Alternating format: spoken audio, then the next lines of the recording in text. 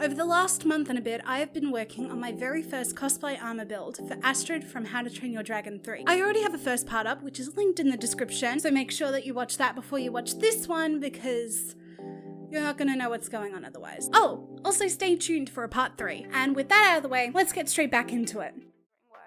The front of the helmet also seems to flip up, however, while I did try to make this happen later on, it just wasn't having it with the design I chose to go with. When trying to allow the helmet to flip up, I made a total of 4 holes. Because this didn't end up working out, I'm going to have to fill them back in. I used foam clay from Lumen's workshop for this step. It's a rubbery clay that after 48 hours will turn into foam, with all its same properties. I just filled the holes and waited for them to dry out. For the next step, and many more in the future, I was going to need a small rotary machine that I can sand and carve foam with. I invested in this Ozito rotary tool. It was only $48 from Bunnings, and it came with the tool itself, multiple little bits and pieces, a desk stand, and this long detailing extension.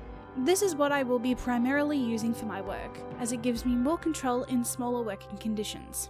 Now I feel absolutely awful to address that I've somehow lost the footage for how I made the spikes for the helmet. However, the process was essentially the same as the larger ones I made for the braces, so I'll be showing you the process of that instead.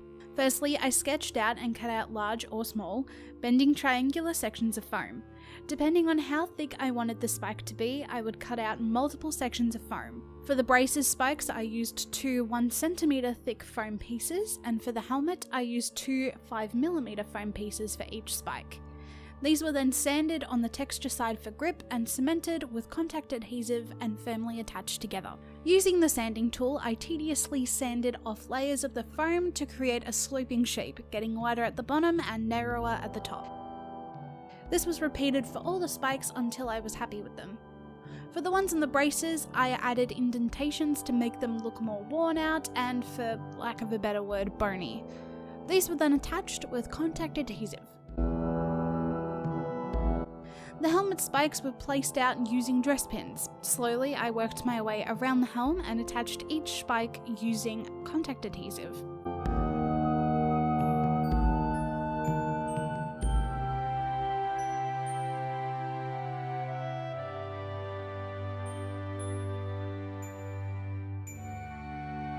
Looking back on the design of the helmet, it seems like there's some sort of leather or coating at the bottom of every spike.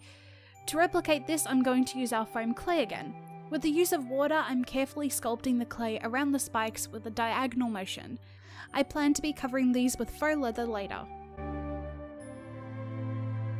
With the helmet, braces and shoulder pads completely finished at this point and ready to be painted, I'm going to move on to the gloves. They have a wristband with 3 plated layers towards the fingers. Starting with plain black gloves, I'm going to wrap some painter's tape around the glove to get a form and base for my pattern.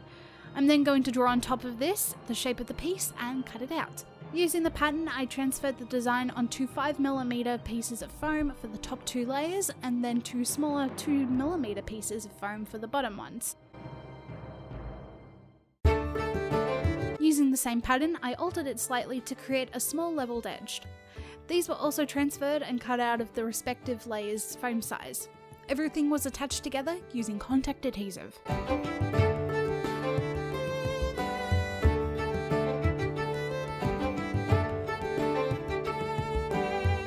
Next, as per every prop piece, I had to add scales. Granted, I should have probably done this before I attached the edges, but it kind of looks more authentic to me this way. I first did a rough pass over the top layers, marking out the scales, and then went back over for a second pass, rounding the corners and shaping the foam to a scale shape. With the 2 passes, the progress is slower, but it does give better results, at least in my eyes. The foam is attached to the glove using Velcro. I further reinforced it through the use of contact adhesive and hot glue. This way, if I need to, I can detach the foam from the glove and wash it. This is the final design of the gloves, and they are ready for painting. Next up is the front half of the Bodice Armor.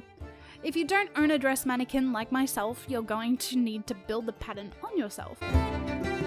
It's also best if you call up a friend to help you, or blackmail your boyfriend, whatever works. First, layer yourself up with some Glad wrap, and then layer again with the painter's tape or duct tape. Next, draw the design onto the tape. If your assistant is able to draw this for you while it is on you, it makes the job much easier. Then, cut yourself out. This can sometimes be easier said than done, so be careful. Using a pattern, transfer the 3 front pieces onto your foam. It's also wise to plan out where all the layers are going to go and how you're going to overlap them. I decided to create a 1-inch hem which will be glued underneath the layer on top. On this front piece are also leather triangles. To replicate this, I drew the shape onto foam, outlined it with a texture, and placed thin foam on top to transfer the pattern. This is the easiest way I could think of doing this, but feel free to try other options. After transferring the triangles and cutting them out, I used contact adhesive to attach them all.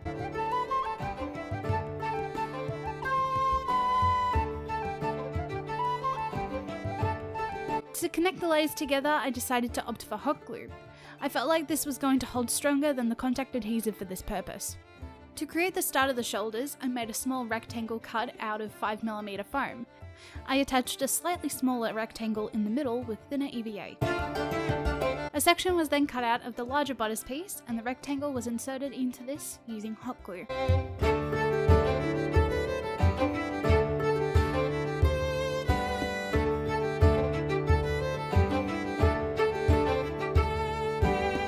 Using a dress measuring tape, I measured up and around my neck where I wanted the neck hole to be, and I cut this out of 2 foam strips by 1 inch.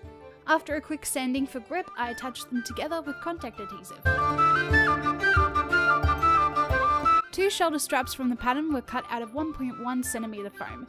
These were then attached to the bodice on either side of the rectangle with contact adhesive.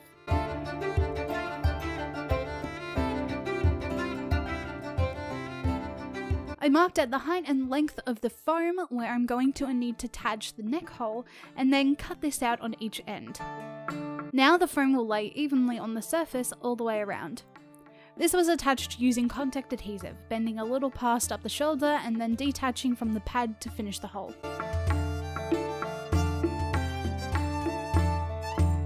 Now again, it's scale time.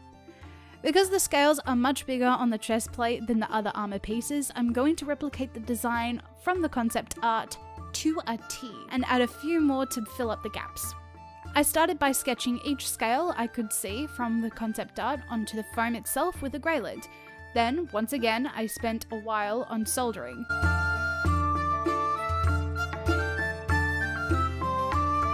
These were given 2 passes each.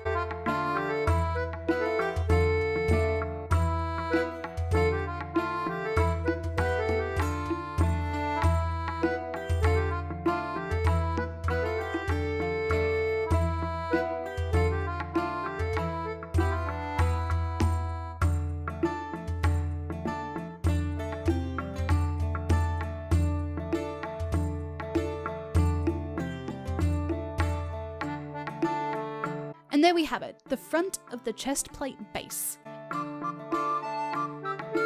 There's more to add on, like rivets, an underlayer behind the chest area, and some stringing, but this is pretty much the base piece as it stands.